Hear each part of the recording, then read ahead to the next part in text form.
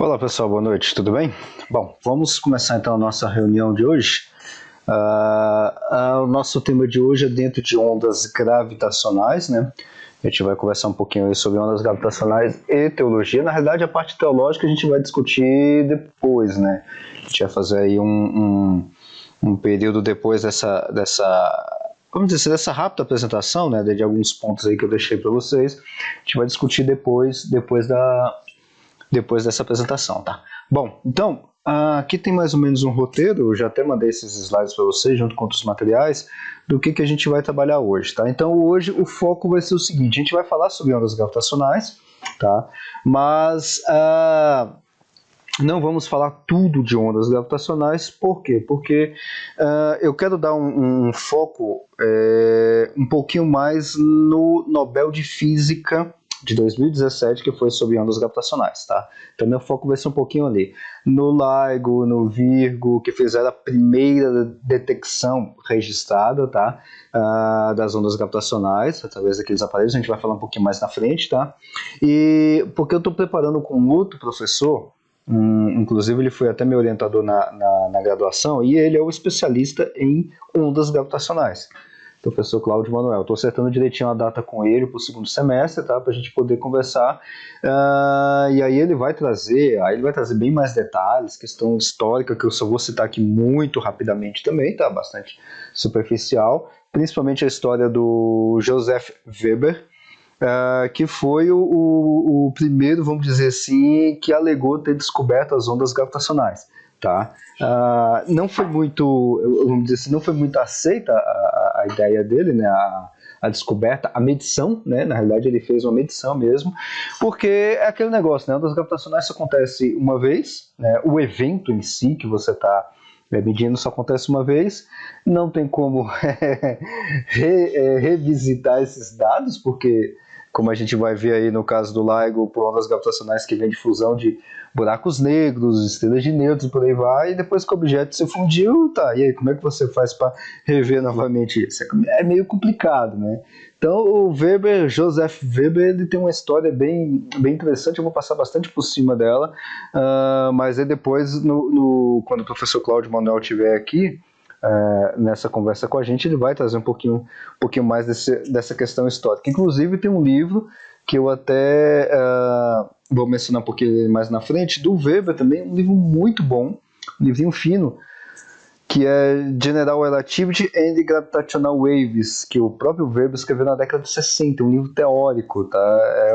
Não é sobre a descoberta dele, tá? Então tem muitos detalhes ali na parte teórica que a gente não vai tratar aqui, tá? Infelizmente não dá pra gente adentrar muito a fundo em contas, cálculos e tudo mais, tá? A gente tem que ficar um pouquinho mais superficial, porque eu quero ver se eu consigo atingir todo mundo, mesmo quem não tem nenhum conhecimento de física, mas acompanha a gente lá no grupo, tá? Bom, então, uma rápida introdução. Qual que é a base que eu estou utilizando aqui para falar para vocês hoje sobre isso? Praticamente todo o material que tem relacionado ao Nobel de Física de 2017 da descoberta ou da detecção das ondas gravitacionais. Então eu estou utilizando ali fartamente esse material. Tá? Eu mandei, inclusive, lá no grupo, eu mandei alguns outros materiais também, adicionais, como complemento, mas aqui, na nossa reunião, aqui nesses slides aqui, eu utilizei basicamente, ou quase totalmente, esses trabalhos que estão... Tem aí os links aí que estão lá no site do The Nobel Prize, tá? E aí eu também utilizei um pouco de material lá do LIGO e do Virgo, tá? Tá aí os sites deles, que são os, vamos dizer assim, os observatórios que fizeram essa detecção, tá? Inclusive em conjunto, tá? Bom, Nobel de Física a gente já comentou quando a gente falou sobre, quando a gente teve a reunião sobre buracos negros, né? Que eu também enfatizei no Nobel de Física do ano passado, onde a gente falou sobre o Roger Penrose, Reinhard Genzel e Andrea Ghez. Acho que dessa vez eu decorei o nome dos camaradas, tá? Que ganharam o Nobel de Física ano passado por causa da descoberta e da robustez matemática das ondas gravitacionais. Tá? E lá eu falei um pouquinho sobre o Nobel de Física, essa premiação que é dada devido ao que o Alfred Nobel deixou a sua fortuna, deixou a sua riqueza para ser premiada para grandes descobertas ou grandes benefícios para a humanidade. Temos diversas áreas, é claro que eu estou enfatizando aqui apenas a área da física, tá? E aí esses dados aqui a gente já conversou um pouquinho, né? Estou fazendo uma pequena repetição, você pode entrar lá no site do The Nobel Prize, que está aí no finalzinho, tá? E lá tem muitos detalhes relacionados ao Nobel de Física. A primeira vez que ele foi dado foi para o Röntgen, justamente com a descoberta do raio-x, que ele não sabia o que era e chamou de raio-x. A gente chama de raio-x até hoje, que a gente sabe hoje em dia o que é, né? Em 1901, a gente sabe o que é hoje em dia, porque são fótons numa determinada frequência, tá? Claro que esse é o conhecimento que nós temos hoje, mas em homenagem ao Röntgen, deixamos esse nome ainda aí.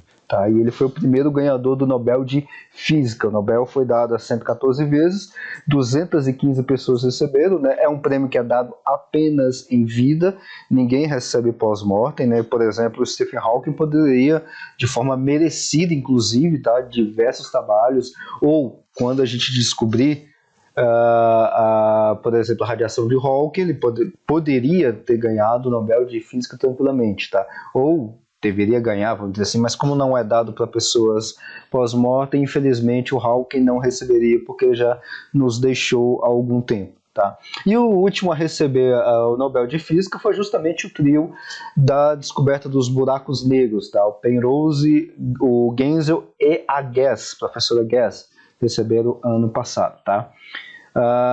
Bom, e aí agora eu estou focando no Nobel de Física de 2017, tá? Que premiou o Reinhard, eu não sei pronunciar inglês direito, tá? Eu sempre falo isso, tá? Então vocês podem me corrigir aí a qualquer momento, que foi dado para o Reinhard Weiss, o Barry Barish e o Kip Thorne, tá? Os três trabalham no LIGO e no Virgo, nessa colaboração entre os dois observatórios, tá? E todos os três ganharam pelas contribuições decisivas para o LIGO e a observação das ondas gravitacionais. Veja que aí são duas, vamos dizer assim, dois motivos que eles receberam isso, que foi pela construção do LIGO, tá? Que a gente vai ver um pouquinho mais lá na frente, e pela descoberta ou pela observação, pela detecção, talvez seja até melhor, né? Pela detecção das ondas gravitacionais. A gente vai ver direitinho um pouquinho mais pra frente como é que é a método de detecção, tá? O Weiss ganhou a metade do prêmio e a outra metade foi dividida entre o Barish e o Thorne, tá? Thorne, inclusive, é aquele livro, um clássico livro do Gravitation, da década de 70. Esse livro agora, esse livro de 1973. Esse livro agora, depois que ele recebeu o Nobel, edição de 73, não tem nova edição, até onde eu saiba, não tem nova edição. Estourou, foi bem para cima em questão de vendas, até o preço aumentou por causa justamente da premiação do Kip Thorne, tá? Bom, tá aí os camaradas, né, os que ganharam o Nobel de Física, o Weiss, Barish e o Thorne, tá? Porque eles ajudaram no bom sentido, vamos dizer assim, né? Mas na realidade não foi só uma ajuda, foi algo até decisivo na construção do LIGO na década de 90, até angariando fundos para a construção do LIGO, a parte científica também, tá? O Kip Thorne, por exemplo, é um físico muito conhecido, tá? Trabalhou com Stephen Hawking, inclusive, tá? Ele é um clássico físico teórico dentro da relatividade, dentro desses objetos astrofísicos, vamos dizer assim, tá? Então é um dos grandes físicos vivo hoje em dia, tá? E ainda está vivo ainda, os três, até onde eu saiba, estão vivos ainda, até esse exato momento, tá? E a argumentação deles para a construção desse aparelho, que eu vou mostrar para vocês mais pra frente, do LIGO, toda a construção, como é que deveria ser feito, os lasers e tudo mais, vamos dizer assim, pela consultoria, entre aspas, né?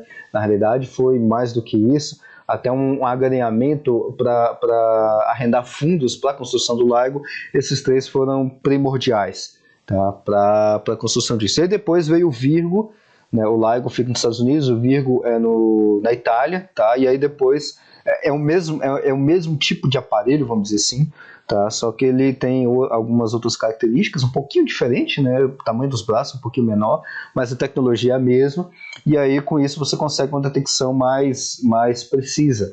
Tá? E aí com a colaboração do LIGO e do Virgo, a gente tem aí, como eu vou mostrar lá no finalzinho, todo esse álbum de fotografias, vamos dizer assim, de detecção de ondas gravitacionais, tá? Graças a esse trabalho que o LIGO tem sido feito e graças a esses três camaradas pela ajuda, pela contribuição decisiva na construção do LIGO e, consequentemente, conseguiu o LIGO, fez, a coisa está funcionando, tá, detectamos ondas gravitacionais.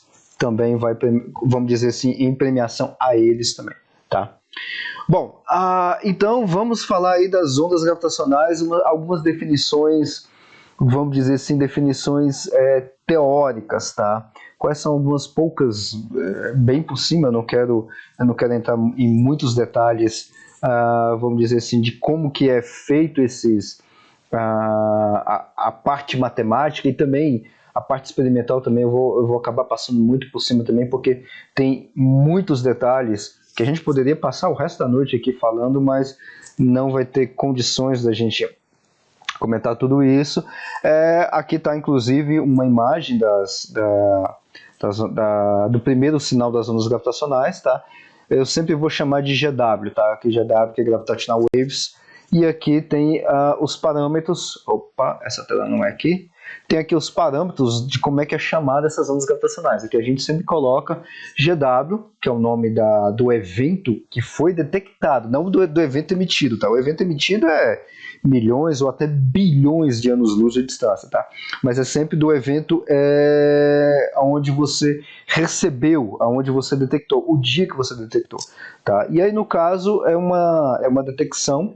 Nesse aqui, usando a nomenclatura americana, né, você tem o ano, o mês e o dia. Então essa GW aqui, ou essa onda gravitacional, que foi a primeira, tá, ela é marcada ou ela foi detectada no dia 14 de setembro de 2015. Tá? Só que a publicação dela, ou seja, a publicação dessa detecção, só foi apenas no dia 11 de fevereiro de 2016. Tá? E eu lembro desse negócio aqui, eu lembro nessa data que teve isso, eu acompanhei inclusive ao vivo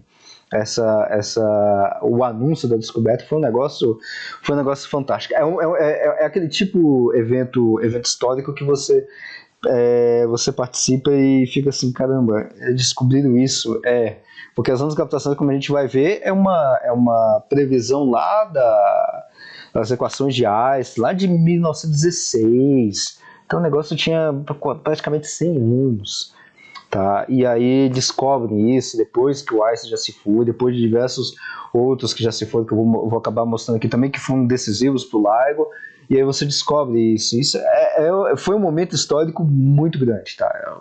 Isso aí, sem sombra de dúvidas, foi igual a descoberta do bóson de Higgs, que eu também acabei acompanhando a conferência online, né? Com a internet a gente acaba acompanhando tudo isso. E eu acompanhei a conferência toda falando da detecção, o LIGO fazendo toda aquela apresentação, né? Porque tem aquele negócio, né? Quando vem uma grande empresa dessa, um grande consórcio, uma grande colaboração desse tipo, a gente sempre fica esperando vir um anúncio, né? Um grande anúncio. Por exemplo, a NASA marca aí um anúncio para fazer, a gente sempre pensa, puxa, acharam vida fora da Terra, descobriram alguma coisa, essas coisas muito grandes, né? Por exemplo, no caso da Fosfina, né? Que foi agora mais recente, né? Fizeram todo aquele anúncio, um negócio em Vênus, caramba, o que você pode achar em Vênus, né? Num planeta daquele jeito, onde as condições para a vida, por exemplo, são muito complicadas, né? E aí vem a NASA anunciando quase que uns dias antes de fazer o anúncio, já começa, aliás, dias antes de fazer a conferência, né? Já faz um anúncio, a primeira coisa que você pensa, achou vida em Vênus. Tá? Porque ali tem algumas condições que são favoráveis à vida, mas nas nuvens de Vênus. tá? Questão de radiação, questão de temperatura, pressão e tudo mais. Aí a gente pensou, não, achou vida. A vida, é claro, microbiana, né? Não nada de uma civilização, né? E a gente fica com isso na cabeça, né? Igual, por exemplo, quando vem algum anúncio aí do LHC, né? Agora nem tanto, mas no início, antes da descoberta do bóson de Higgs, vai ter um anúncio do LHC, pô, bóson de Higgs, né? E achou isso, achou aquilo. Mas cadê o bóson de Higgs? Cadê a supersimetria e tal? Cadê as superpartículas, a fuga de gravidade, aquela coisa toda? A gente sempre fica esperando grandes coisas, né? Mas acaba que, como a gente sabe na ciência aí, é uma construção, né? E aqui nas ondas gravitacionais foi do mesmo jeito. Por quê? O LIGO vai anunciar alguma coisa. Vai anunciar onda gravitacional, é claro, óbvio, né? Mas teve alguns anúncios, como eu vou mostrar para vocês aí, depois do LIGO, alguns anúncios que não foram de ondas gravitacionais. Porque esse anúncio aqui é 2016, o LIGO está funcionando desde 2007, se eu não me engano, e ele ficou funcionando por alguns anos sem achar nada.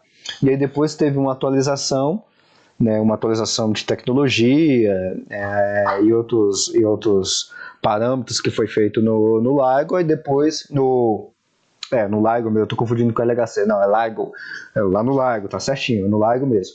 Tá? Depois fizeram umas atualizações de tecnologia e tudo mais, uns ajustes, e quando ligou novamente, pum, vai lá, ó a onda gravitacional sendo detectada, né?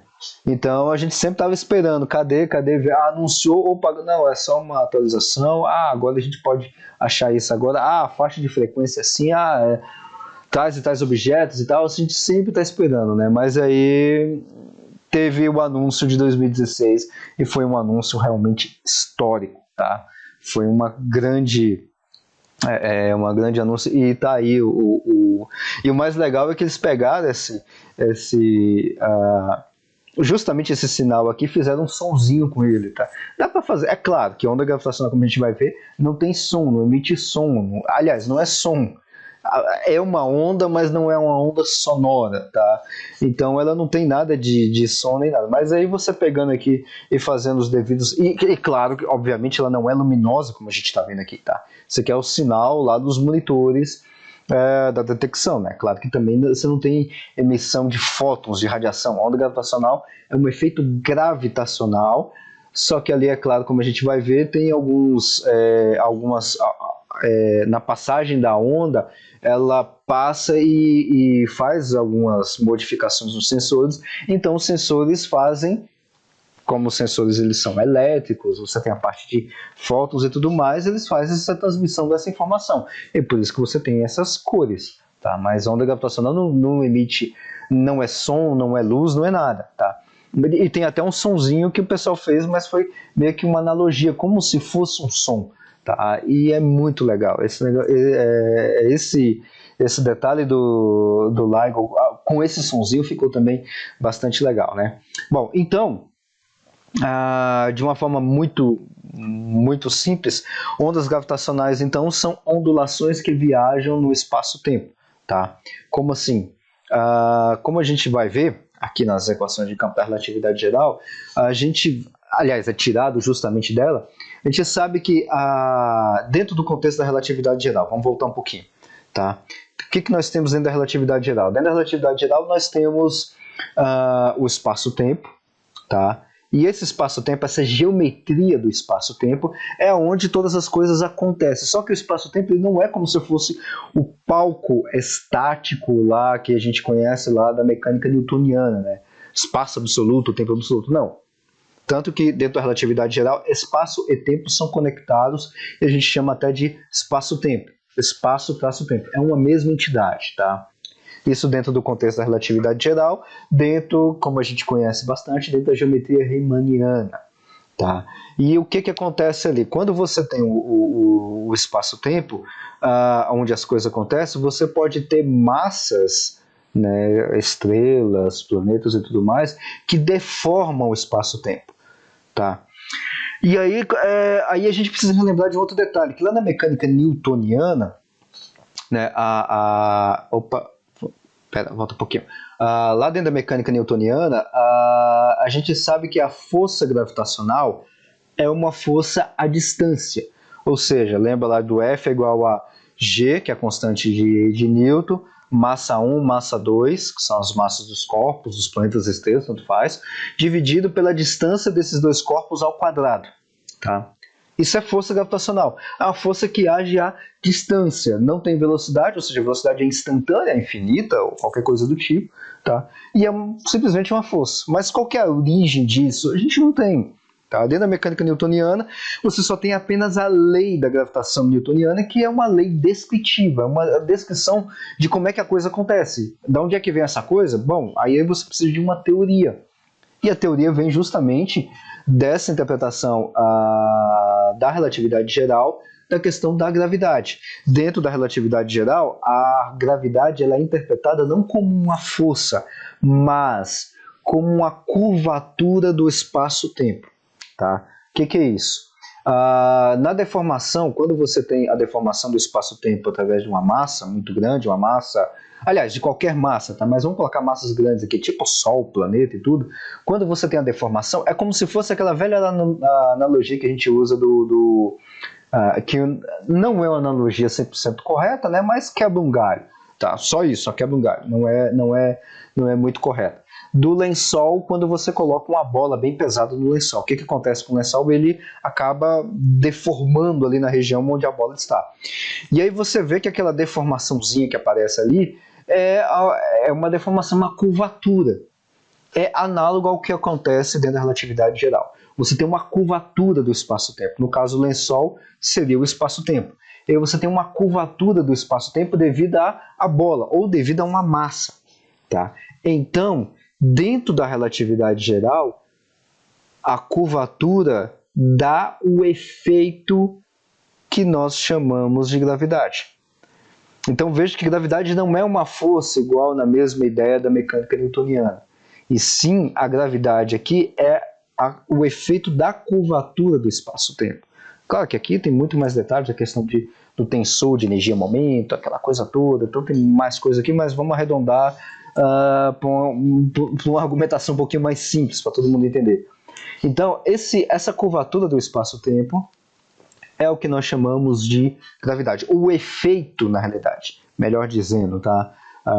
O efeito da curvatura do espaço-tempo devido a uma massa é a gravidade. Tá? O efeito da curvatura. É claro que a teoria da relatividade geral é isso que nós estamos utilizando aqui. Tá? O LIGO e tudo mais utiliza o modelo da relatividade geral. Tem outros modelos? Tem.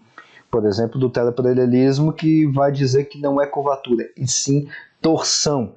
Torção do espaço-tempo, que vai dar o efeito do que chamamos de gravidade ou gravitação, tá? Mas é uma outra forma de interpretar, porque é interpretação, é puramente interpretação, tá? Você tem um fenômeno, você tem a coisa acontecendo, e como é que você explica esse fenômeno?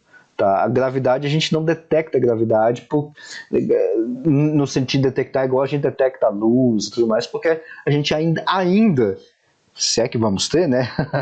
Ainda não temos o graviton de forma detectável, ou seja, não temos uma gravitação quântica, não temos o graviton para chamar de que a partícula mediadora ou a partícula mediadora da força gravitacional é o graviton. Não temos isso ainda, tá? Então, por enquanto, a gente trabalha com o que nós temos. Então, a gente tem interpretações de modelos clássicos, como o caso, clássico não no sentido de clássico sendo histórico ou antigo, tá? Clássico no sentido físico da palavra, tá? Que não tem quântica, mecânica quântica, tá? Que é o caso da relatividade geral, que é uma teoria clássica, tá? Então, você tem a gravidade devido a esse efeito da curvatura do espaço-tempo. Agora, pega o seguinte, vai lá num lago, por exemplo, e aí você balança ali dentro das águas do lago, né? Quando você balança ou joga alguma pedrinha ali e você dá uma movimentada, o que acontece com o lago? As águas acabam criando ondulações. Agora faz essa analogia com o espaço-tempo. O espaço-tempo seria a água, e essas ondulações que você faz com uma pedrinha ou com alguma coisa que está jogando ali, na realidade é uma massa ou massas que estão se movendo ao longo do espaço-tempo. O que acontece nesse caso? Como você tem que a curvatura do espaço-tempo vai dar o efeito gravitacional, o efeito da gravidade, fazendo essa comparação, quando você faz várias movimentações das massas no espaço-tempo, você vai ter várias ondas ou várias curvaturas. E aí quando você tem essas várias curvaturas, você vai ter o quê? Várias gravidades, vamos dizer assim. Tá? Então essas ondinhas da curvatura do espaço-tempo, que são ondas de gravidade ou ondas gravitacionais. Tá? Então, ondas gravitacionais, de uma forma bastante geral, são ondulações que viajam no espaço-tempo. Tá? E só um ponto adicional que eu não coloquei aí é que elas viajam na velocidade da luz, exatamente na velocidade da luz. Tá? Então, ondas gravitacionais, dentro dessa analogia que a gente está fazendo, né, é como se fosse a superfície, por isso que não é muito boa essa analogia, tá? Mas é como se fosse a superfície de um lago onde você coloca ali uma perturbação com a pedrinha. No caso das ondas gravitacionais, são massas que estão se movimentando ou têm uma determinada agitação, como elas deformam o espaço-tempo. Na deformação do espaço-tempo, você está fazendo várias deformações do espaço-tempo durante um período de tempo. Tá? E essas várias deformações estão produzindo ondulações do próprio espaço-tempo, e essas ondulações, que são curvaturas do espaço-tempo, você está fazendo ondulações de gravidade ou ondas gravitacionais. Né? Então, você tem, até esse momento aqui, dessas ondas gravitacionais, são ondulações que viajam no espaço-tempo. Ondulações de quê? Do próprio espaço-tempo. E aí, como você tem curvatura, que é o dentro da relatividade geral, dentro do contexto da relatividade geral, que é esse efeito do espaço-tempo, ou seja, curvatura do espaço-tempo, você tem a gravidade. Então, esse negócio ondulando, você tem ondas gravitacionais, ok? Então, aqui tá as equações de campo da relatividade geral, tá? Aquelas equações tradicionais, porque a base dela vem justamente daqui. Tá? Aliás, a base de tudo que a gente vê dentro de relatividade geral sai das equações de campo da relatividade geral. Tá? Sai daqui. Aqui é claro que eu estou colocando a constante cosmológica, mas a gente desconsidera a constante cosmológica, coloca isso em vácuo, tá? E aí a gente vai ter as equações de campo da relatividade geral sem constante cosmológica, e no vácuo vai dar um zero aqui, e é a partir daqui que é construído as ondas gravitacionais. E aí tem uma parte matemática que eu só vou citar aqui muito rapidamente, só para a gente ter uma ideia de como é que começa isso. Eu vou recomendar para vocês, aliás, acho que eu coloquei lá nos slides, mas se não tiver colocado, eu mandei material lá, inclusive, lá no grupo, muita coisa lá, e eu não lembro se eu mandei esse livro aqui.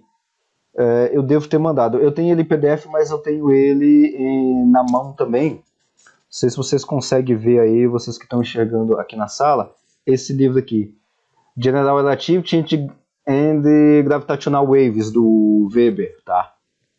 Joseph Weber. A gente vai falar dele um pouquinho. É um livro muito bom, tá? Então aqui tem um pouquinho mais de detalhes matemáticos do que é isso, tá?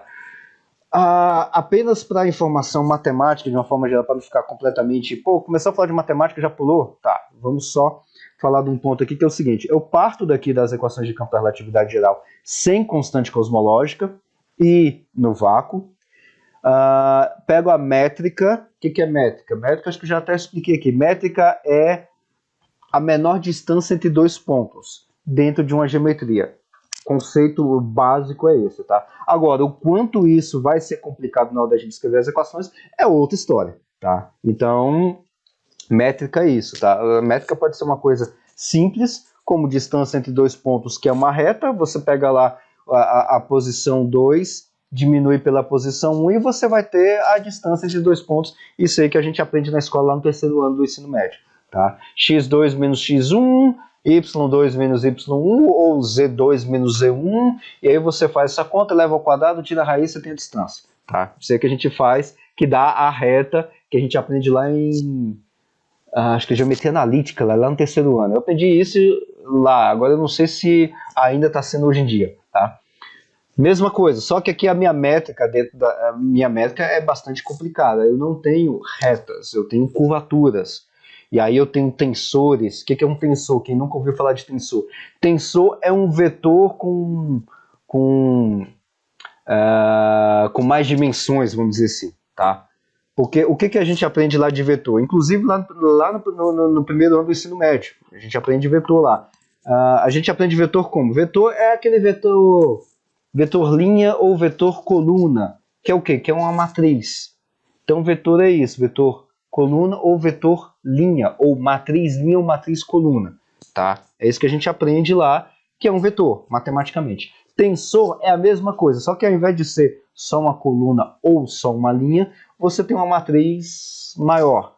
É uma matriz 3x3, tá? A matriz é aquela mesma matriz que eu estou falando lá do ensino médio mesmo, tá? Aqui os conceitos não mudam, tá? Então, tensor é isso. Tensor é essa matriz 3x3 ou 4x4 e por aí vai, tá? Então eu tenho esse tipo de coisa aqui dentro da relatividade geral. E aí eu pego a métrica e faço uma perturbação na métrica. Que é isso? Tá? Para quem nunca ouviu falar disso, perturbação, quando eu vou fazer alguma coisa de perturbação, significa que eu vou colocar algum tipo de ruído, ou vou colocar alguma coisa nas equações para poder se mexer, vamos dizer assim, para não ficar tudo paradinho, bonitinho. É análogo a eu ter um som muito bem definido, uma frequência muito bem definida e colocar um ruído no meio disso. O que acontece se eu colocar esse barulho aqui, um som de uma forma constante? O que acontece? O que acontece na realidade com as minhas equações, que aqui eu estou trabalhando com onda, né, onda sonora, coloquei esse outro ruído aqui no meio, o que acontece com a minha equação geral na hora de modelar isso? Então seria mais ou menos isso, quando a gente chama de perturbação. Na realidade, perturbação tem uma teoria, tem um modelo matemático que a gente chama de teoria de perturbação, que envolve perturbações, e aí no mau sentido da palavra, em relatividade geral, em mecânica quântica, em ondulatória. Assim, é uma perturbação geral mesmo a coisa, tá? Operador de D'Alembert, que é isso? Operador é um negocinho que a gente trabalha lá dentro de matemática, tá? Então eu faço esse tipo de manipulação matemática, vamos passar um pouco mais à frente disso, tá? Faço esse tipo de manipulação e aí eu vou ter vamos dizer assim, a parte matemática da onda gravitacional. Só que aí, vamos definir, isso aqui eu acabei já falando, uma definição meio que limpa de ondas gravitacionais, tá? Ondas gravitacionais, então, é aquilo que eu já tinha explicado. Gravidade é o efeito da curvatura do espaço-tempo, obviamente dentro do contexto da relatividade geral. Ondas gravitacionais são ondulações do espaço-tempo no sentido geométrico, ou seja, eu vou pegar aquela geometria com curvatura e vou perturbar aquele negócio, né? Eu vou provocar ondas naquele negócio. E aí o nome da geometria da relatividade geral que vai trabalhar, depois se alguém quiser pesquisar, a gente chama de geometria de Riemann. Assim como a gente tem a geometria euclidiana ou geometria de Euclides, a gente tem uma outra geometria que não trabalha apenas com retas, que se chama geometria de Riemann, que vai ter curvaturas. Transporte de energia e momento na velocidade da luz, como toda onda mecânica. A onda gravitacional não é uma onda mecânica. O que é onda mecânica? Onda mecânica é onda sonora, é onda da água, porque você tem um meio mecânico, você tem algum meio para poder mexer. Qual que é o meio que fica o espaço-tempo? Não tem meio. Você não tem uma água, ou você não tem um ar. Tanto que a gente viu aqui nas equações que o negócio é no vácuo, tá? E da mesma forma como toda onda sonora ou onda da água, você tem transporte de energia, você não tem transporte de matéria, tá? Quando eu estou falando, eu não estou jogando em vocês partículas ou qualquer coisa. Quando a gente tem ali as ondas da água e tudo mais, você vê que o objeto só fica subindo e descendo. Você não tem transporte do objeto que está por cima da água, tá? Então você tem transporte somente de energia, tá? E aí esse conceito de energia, no caso de energia gravitacional, é essencial para onda gravitacional, porque eu estou transmitindo, eu estou transportando onda gravitacional, estou transportando energia gravitacional, tá? Bom, e aí um pouquinho de história sobre a questão de ondas gravitacionais. Está aqui o Weber, Joseph Weber, que é esse mesmo cara do livro que eu falei para vocês, do General Relativity and Gravitational Waves, tá? Ele que escreveu esse livro, e esse livro é um clássico que eu tenho aqui, porque esse livro é a editora Dover. Esse livro é de 1961, só que essa edição aqui é de 2004 que eu tenho, na realidade continua ainda valendo, ou seja, não tem atualização, né? Obviamente, eu comprei esse livro aqui em 2011, se não me engano. Não tem atualização dele, mas é um livro clássico. A teoria não mudou, não mudou nada, tá? Então foi esse camarada que escreveu, Joseph Weber, tá? Bom, um pouquinho do histórico de como é que surgiu as ondas gravitacionais que nós temos agora descoberto, tá? Nós temos aqui em 1915 a relatividade geral, com Einstein, né? Aquelas equações de campo da relatividade geral. Em 1918 nós temos ondas gravitacionais, um artigo que o Einstein escreveu em 1918. Ou seja, o Einstein até chegou a deduzir que teria ondas gravitacionais da própria teoria dele, mas ele não acreditava muito nisso. Ondas gravitacionais? Rapaz, esse negócio tá complicado de falar de gravidade como curvatura, imagina ter onda, então. O próprio Einstein não acreditava que teria ou que existia ondas gravitacionais, tá?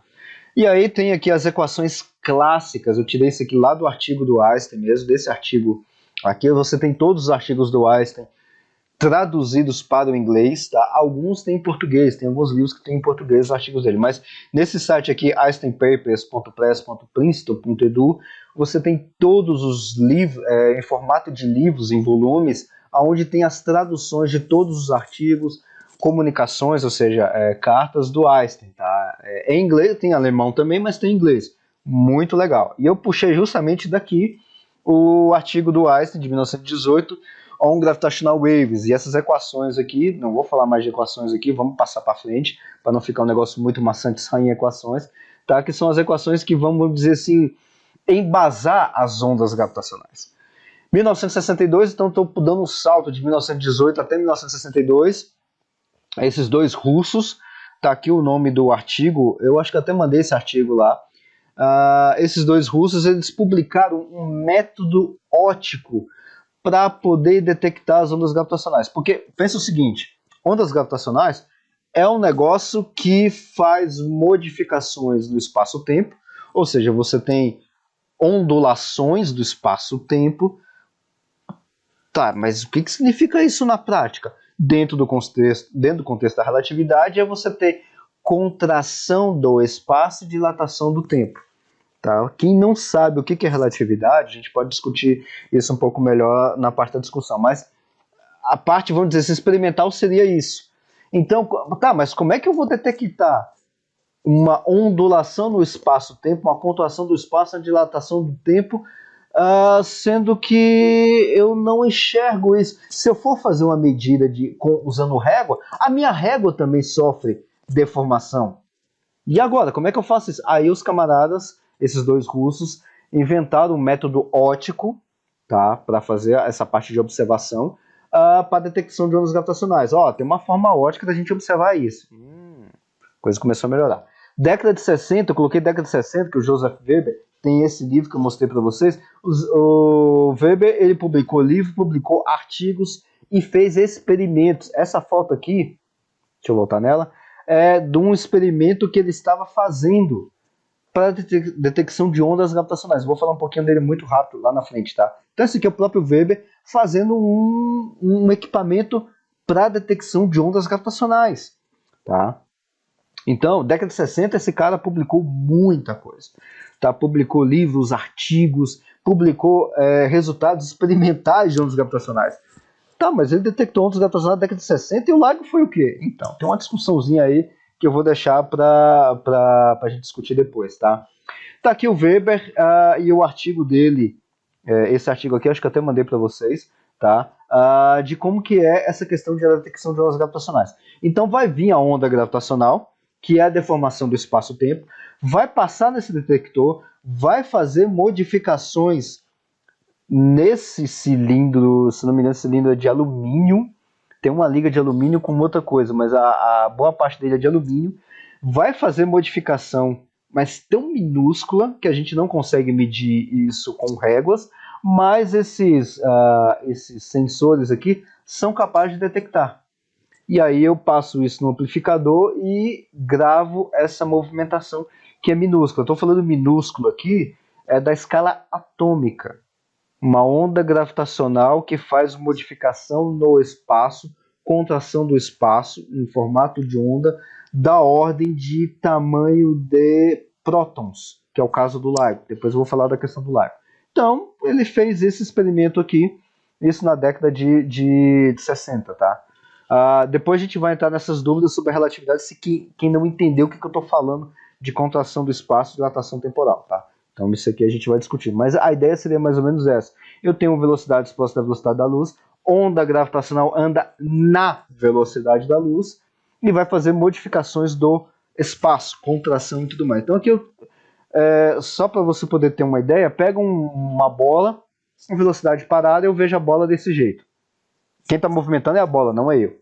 Agora eu pego e coloco a bola para viajar em relação a eu, 0,3 30% da velocidade da luz. Ela já não vai ser desse mesmo tamanho, ela já vai ter que nessa direção aqui vai ser meio oval, não vai ser tão redondinha. A 0,9%, ou aliás, a 90% da velocidade da luz, ela já vai ser assim, para mim. Porque lá para a bolinha, se tiver alguém lá dentro da bolinha, a bolinha continua a bolinha como sempre. E isso significa contração do espaço quando eu meço olhando o objeto se mexer. Mas isso aí a gente pode discutir quem não sabe nada de relatividade. Aqui no caso relatividade especial, tá? Mas vai envolver relatividade geral também lá na frente, tá? A gente pode conversar um pouquinho mais sobre isso. Tá, agora vamos pro LIGO. Eu tô dando um salto enorme, tem muitas outras coisas históricas, inclusive uma discussão aí se o Weber detectou ou não ondas gravitacionais. Ele publicou que teve sim detecções, várias detecções, mas aquele negócio, né? Passou uma onda gravitacional, como é que você comprova que aquilo lá foi uma onda gravitacional ou se foi algum ruído do experimento? Porque a onda gravitacional, como a gente vai ver, tem uma fonte. E a fonte só emite uma vez. E ele só tinha um experimento, ou só tinha um laboratório, ou um detector. E agora? Como é que faz? Então tem uma discussão muito longa, há mais de 40 anos, se realmente o Weber detectou ou não. Até que finalmente deram aqui que a primeira detecção direta de ondas gravitacionais é por LIGO e por Virgo de 2015, né? Então, tem outras discussões eu vou acabar colocando na hora que a gente for conversar, tá? Então tá aqui o sinal da onda gravitacional que o LIGO acabou detectando, tá? E aqui tá um negocinho bonitinho. O que são ondas gravitacionais? De uma forma, num videozinho que eu peguei, eu esqueci de colocar a fonte dele, lá que o LIGO detectou. Aqui eu tenho dois buracos negros, tá vendo essas duas bolinhas? E elas se fundem. Tá? Deixa eu passar aqui de novo, porque esse aqui é muito bonito, tá?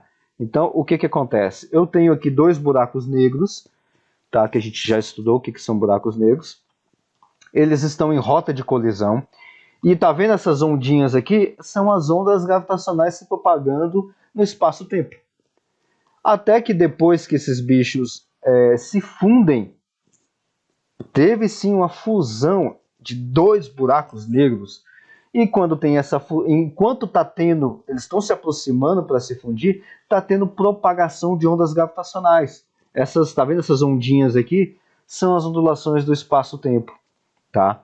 E aí quando eles se fundem, aí para de ter propagação de ondas gravitacionais nessa frequência que o LIGO detecta. Por quê? O LIGO e o Virgo, eles têm uma faixa são observatórios, têm uma faixa muito específica de ondas gravitacionais. Eles só detectam ondas gravitacionais naquela frequência. Fora daquela frequência, eles não detectam.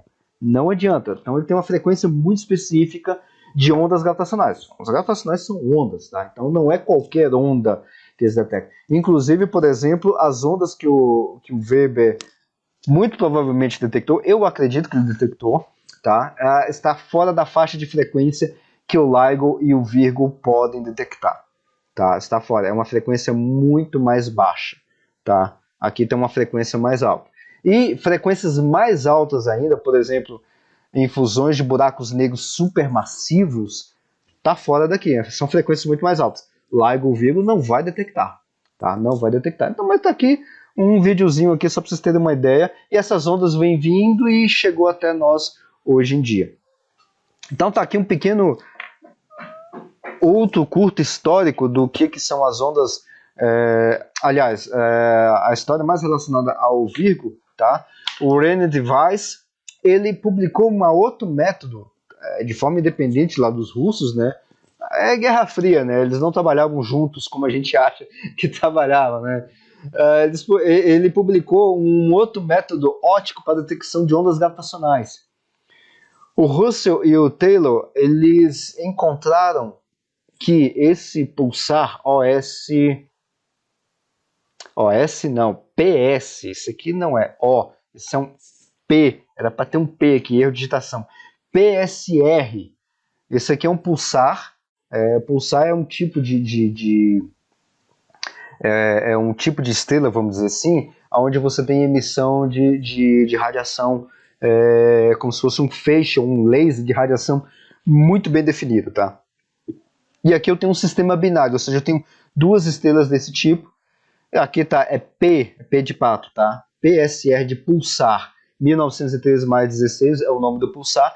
Russell e Taylor, eles descobriram esse pulsar, na verdade é um sistema binário, e descobriram que esse pulsar ele estava tendo perda de energia. Só que perda de energia para algo que não se enxergava. Não era energia de matéria escura, tá?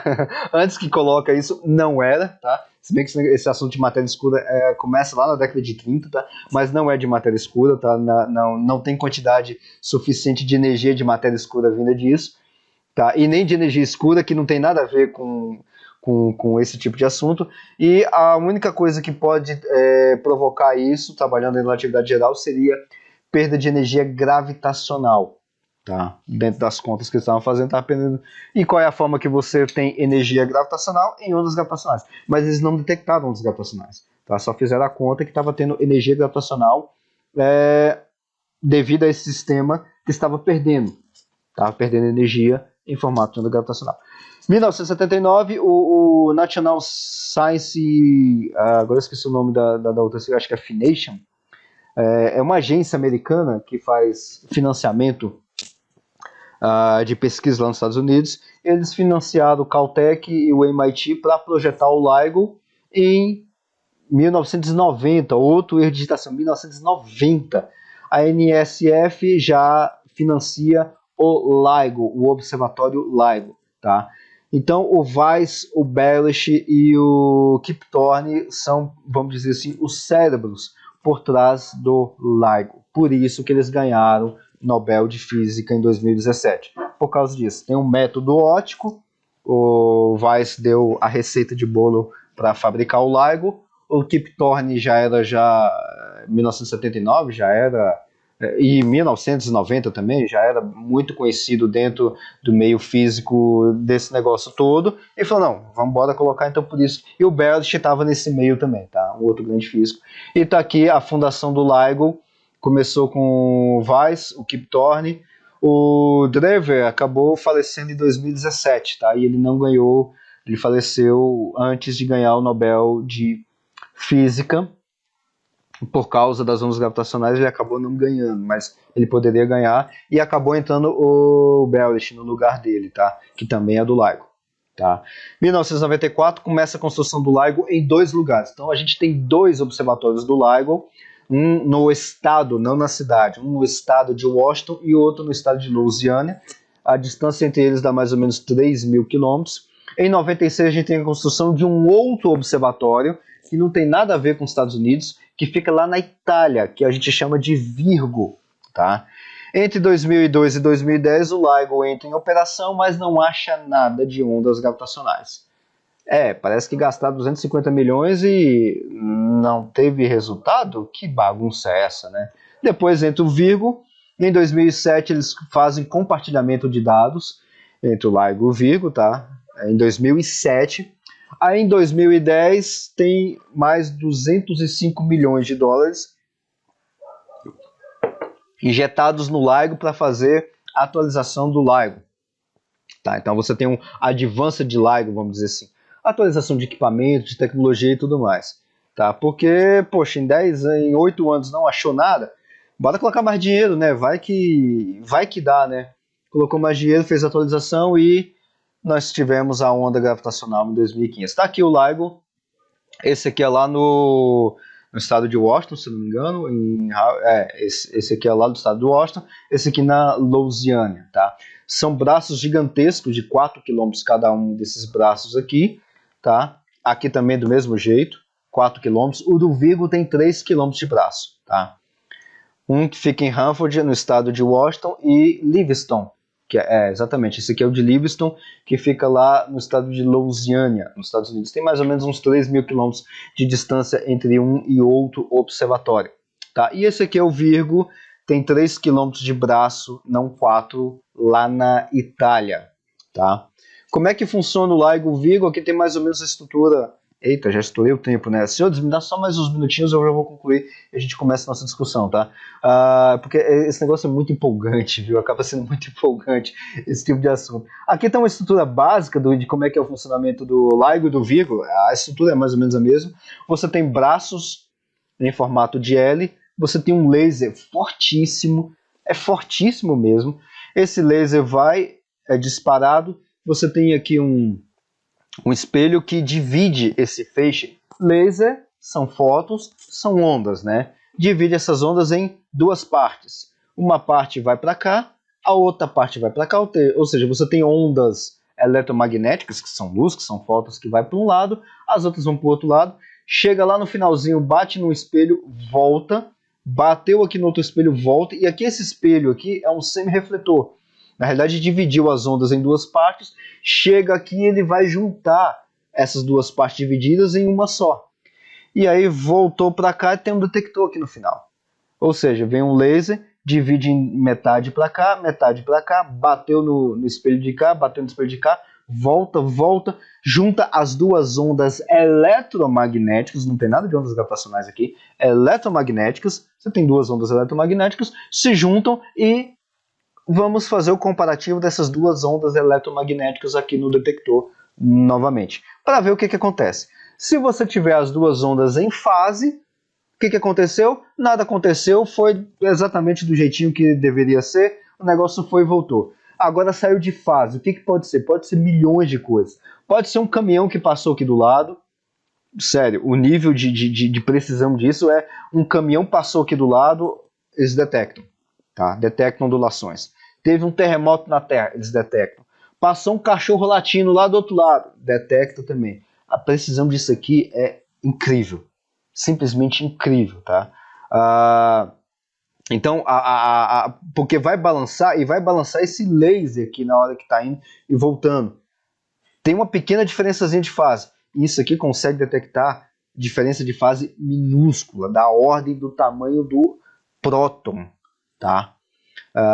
Inclusive, eles fazem teste cego aqui, que é passar um caminhão aqui ao redor aqui para balançar esse negócio aqui, que são os falsos positivos, justamente para fazer calibração, para ver se os camaradas estão atentos ali e não confundam um caminhão passando do lado com onda gravitacional. Tá? E o que acontece? Aqui tem uma outra figura mostrando como é que acontece isso. Quando tem uma onda gravitacional que passa aqui, o que acontece com os braços? Você tem diferença de tamanho dos braços.